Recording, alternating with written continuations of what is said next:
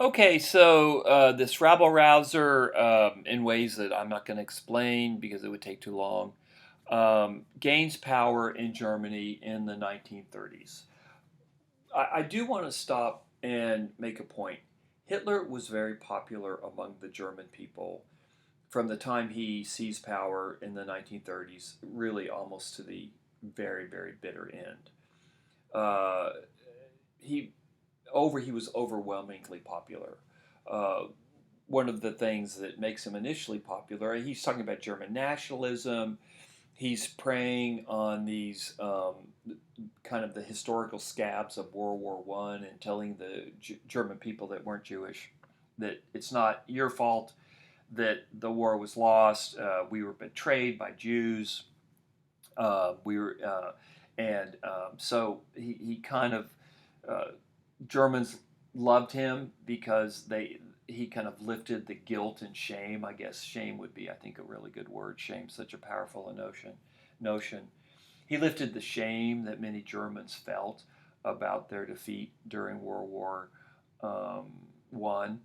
And the other thing is, he began what was kind of a reckless era of spending when he became chancellor, and then later basically the dictator of Germany.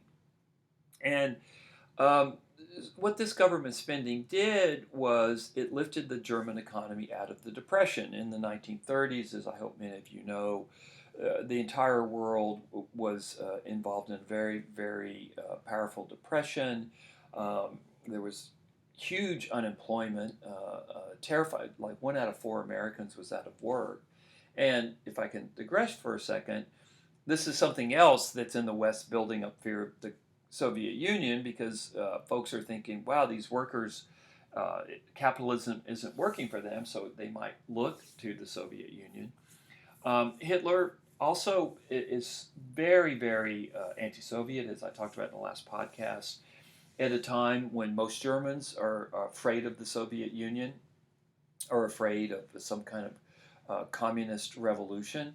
So his anti-communism, his hatred of the Soviet Union, is something else that builds up his power. And to go back to the economy, his spending, his government spending, what it does is it lifts up the economy and it dramatically lowers the unemployment rate in Germany. And also, he helps modernize Germany. As I'm sure most of you know, the Autobahn, the idea of a stretch of highway. Eisenhower barred that idea, the commanding general, U.S. general in World War II, and he brings the idea home to the United States, and that's how we get the interstate system.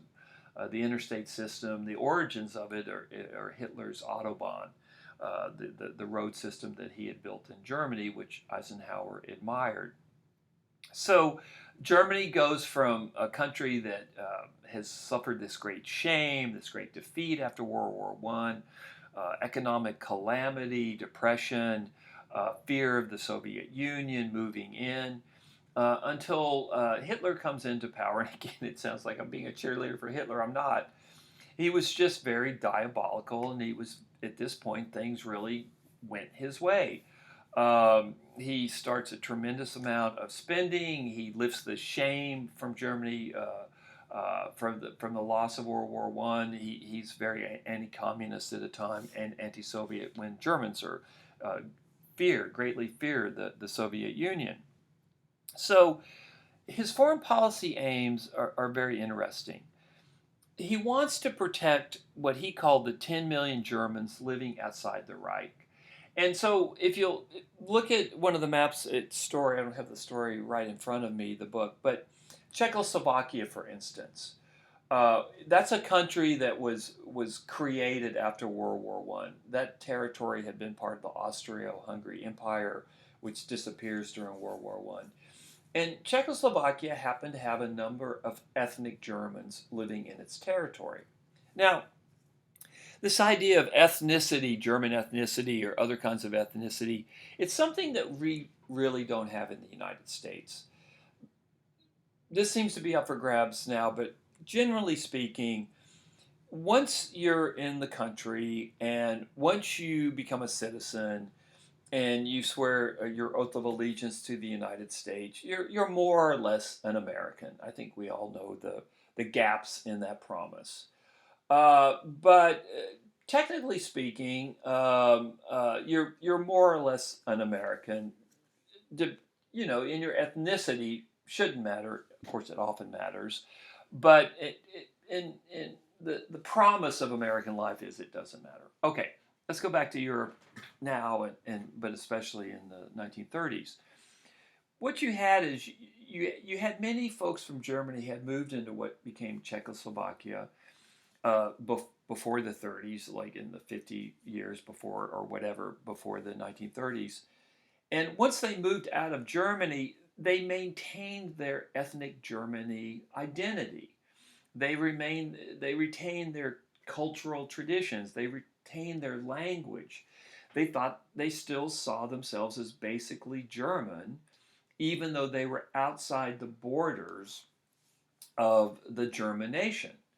We just don't have that kind of thing here. I mean, we might have kind of areas of the U.S. where certain kind of folks have kept up their cultural traditions, but not to the extent that you had in Europe.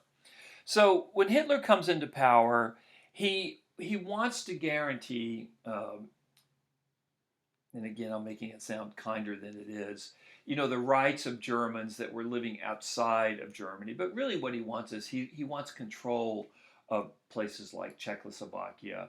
And he's going to use this idea that he's protecting ethnic Germans is a wedge issue that will allow him to basically conquer territory that he wants to conquer. In the 1930s, 1935, there had been very tight restrictions on the German army after World War I, the Treaty of Versailles. And he renounced the Versailles Treaty, which was a very, very popular move in Germany. He began to rearm publicly, no more secret agreements with any other countries. He begins to rearm, build the German military, which simultaneously helps build the German economy, right? Because it's creating more jobs. Uh, During the Spanish Civil War of 1936 and 1939, where you had a very vicious civil war in Spain, where a fascist leader named Francisco Franco is ultimately the victor, Hitler uses the fighting in Spain on the side of Franco to help train his troops and to train his air force. Quick digression on Franco. Franco was a fascist along the lines of Hitler, although not as bad, or Mussolini. Importantly, though, Franco never allies himself formally with Hitler during World War II, which was quite significant. Franco was another one of these terrible people, but at least he didn't go that far. At least he didn't formally ally himself with Hitler during the war, which would have caused real problems for the Allies. So, back to Hitler. Very, very aggressive once he gets into power. And what he senses is he senses a weakness in the West. He senses that Western powers such as France and England, and of course the U.S. is completely on the other side of the world, not paying attention to Europe. And he senses a weakness, this isolationism, what we call isolationism, that the people of France and the governments of France and Great Britain are desperate, desperate, desperate not to get into another war. It's the last thing the public opinion wants in these countries. And Hitler, the classic kind of sometimes bullies have this sixth sense, right? And he realizes that he can be quite aggressive. So one of the things that he does is, and this is in the story book, which I'll put the chapters on. You might want to take a look at it. He starts making moves to capture land in Europe after he gains control by the early 1930s. The area between France and Germany was called the Rhineland, and it was after World War I. It was a buffer zone between France and Germany. It was supposed to be there was supposed to be no military there. Hitler rolls into the Rhineland and reoccupies it, and France doesn't do anything. France doesn't do anything. Not a good start for the Western powers, but a very, very good start for Hitler. So Hitler, he rolls the dice and he gets back, what he considered Germany, and pretty successfully without too much trouble. So then he pushes a little bit harder. In 1938, he annexed Austria, and if you've ever seen The Sound of Music, that's what The Sound of Music is about, the German annexation of Austria. Of course, Austria is a German-speaking country. Austria is where Hitler is born, by the way. So he annexed Austria and makes Austria part of the German Reich. And again, no one stops him. Countries look the other way. And the annexation in Austria, except for maybe the von Trapp family, is wildly popular in Austria. Austrians welcome Hitler with open arms. So Hitler immediately he started to expand German holdings in Europe. He's pushing against the Treaty of Versailles of 1919. No one's pushing back. No one's pushing back. So to repeat, he recaptures the Rhineland, which is the area, the buffer area between Germany and France, and then he annexes Austria, German-speaking Austria, into Germany, which is a wildly popular move both in Austria and in Germany itself. So he's on a roll.